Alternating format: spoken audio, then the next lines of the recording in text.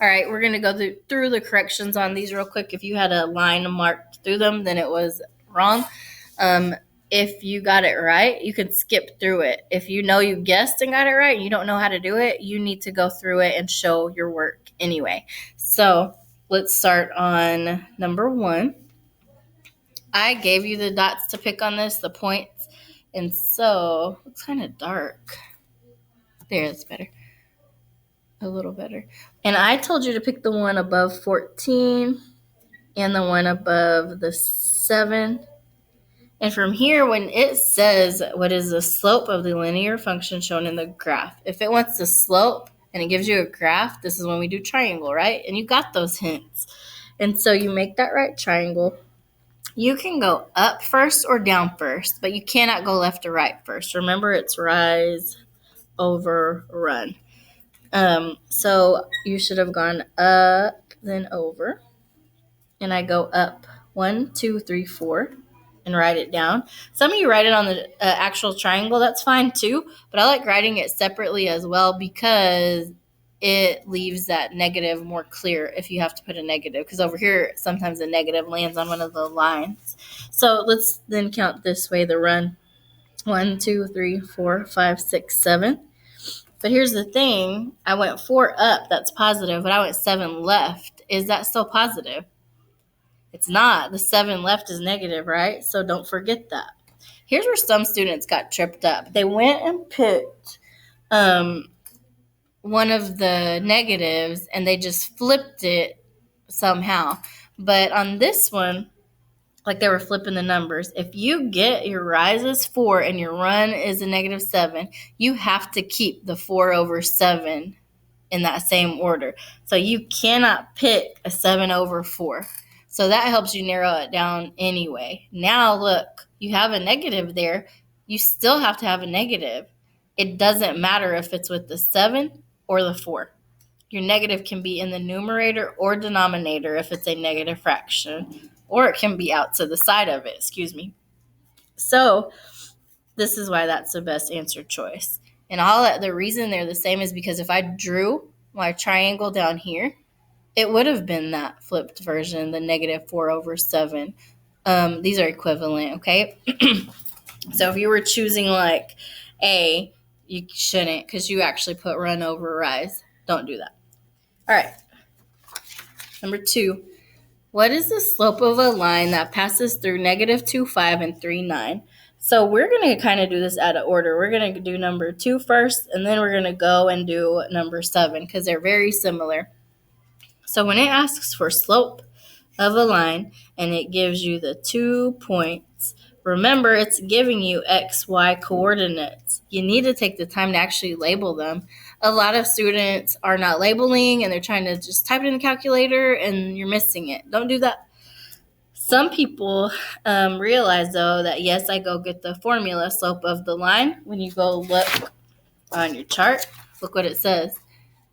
Slope of a line. It's the same thing. You go match it up. And so we write this down. Every time we need slope of a line or rate of change, they're the same. So y2 minus y1 over x2 minus x1 is what you need on your paper.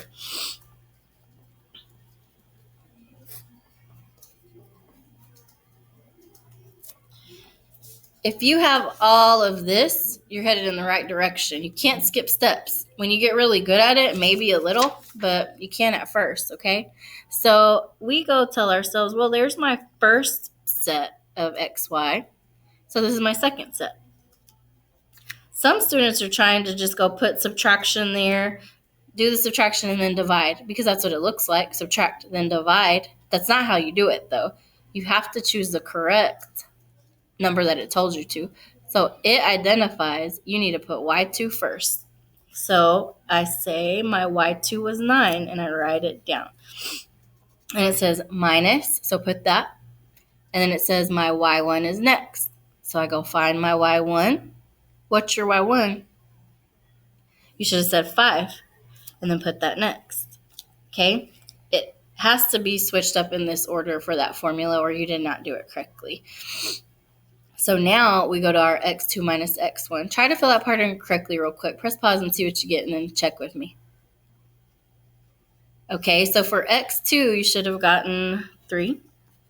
And x1, you should have gotten negative 2. Here's where I would put parentheses because it was a negative 2. Okay, when you type it in your calculator, it'll help. Once you get to this point, so if you label, plug in, get to this point, you're set because you just have to type that in your calculator correctly. Keep in mind that these are subtraction symbols and these are negatives. So remember, that's 2 different buttons on the calculator. So when we go type that in, we do alpha x, so the green alpha button and the x button. And then you can just start. We have 9 minus 5 at the top, go down. We have 3 minus parentheses negative 2. Remember, that's a subtraction symbol in between. That's the operator, but that negative 2 on the negative is a little negative button. And then you should get 4/5. And there it is. Okay? So that's how you do those. Go ahead, if you missed number 7, try number 7 now, doing exactly what we did with number 2. So press pause and try to apply what we learned from number 2 here. And then press play when you're ready to see the explanation. Okay, so here is the explanation for this one to check your work. We knew it was slope of a line. Immediately, I write that formula from the chart. If you take the time to do the steps, you'll get it right. So then we label x, y, x, y, my first pair, my second pair. If you have all this, remember you're moving in the right direction, and now you fill in, we call it plugging in for those values, right? So my y2 was 5. My y1 was 5. My x2 was 1. My x1, careful, it was negative 1. So I put those parentheses.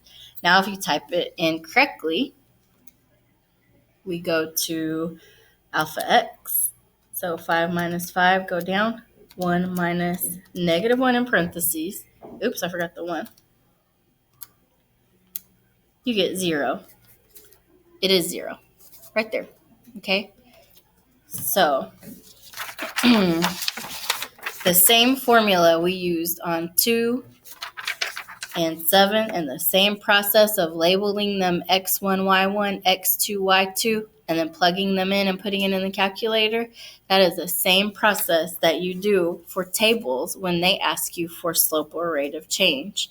So let's look at this one. There's all these words. It says, Kim traveled on a cruise ship and kept track of the distance traveled over time from Vancouver to I don't know what that word is. Which best represents Kim's travel rate of change? So it shows you an X and a Y, and it told you what's the rate of change. When you see the word rate of change, remember that's the same thing as slope. And this is basically like they gave you a whole bunch of X, Y coordinates. They just put it in a table. So you can pick 2. I always pick the ones that look a little simpler to work with, so I pick the whole numbers.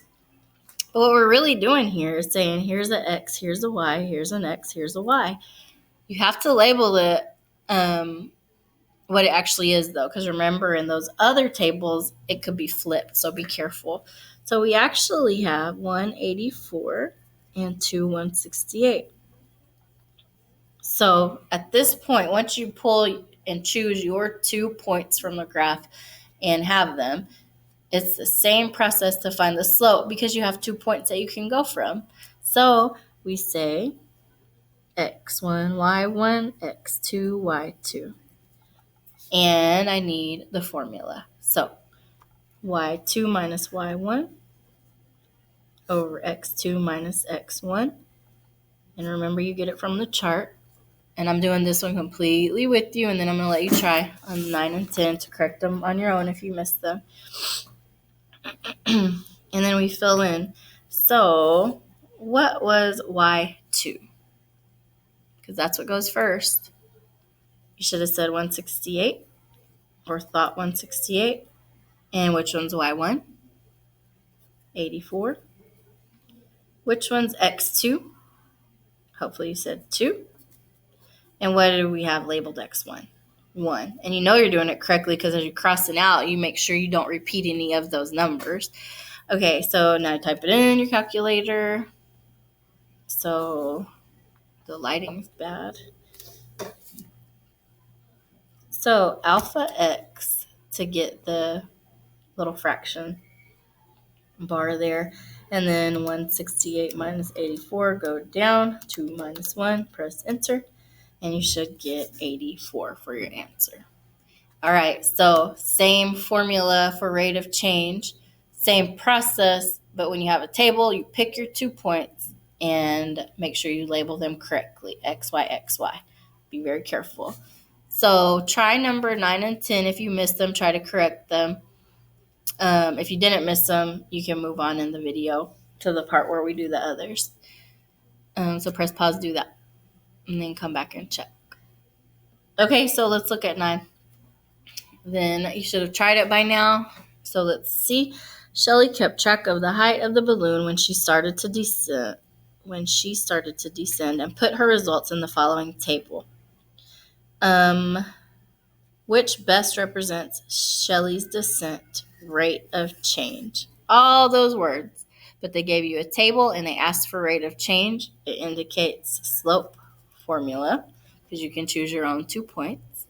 No matter which 2 points you chose, you should have got the same answer as me, okay? If you didn't, that means you put them wrong into the formula. I'm just going to choose these 2. So these are x's, these are y's, because that's what it says they are. So I have 2, 79.70, and I have 4, 79.40. Should have labeled them. X, Y, X, Y. There's my first set. There's my second set. And then I plug it into the formula, right? Y2 minus Y1. X2 minus X1. All right. So let's see. What was Y2? 79.40. What was Y1? 79.70. What was X2? 4. What was X1? 2. So when you plug it in, alpha x, we get 79.40 minus 79.70. Go down and do 4 minus 2, negative 15. And there it is. Okay? All right. This is all for the first video of corrections. The second video of corrections will be on the next thing, so you can move on.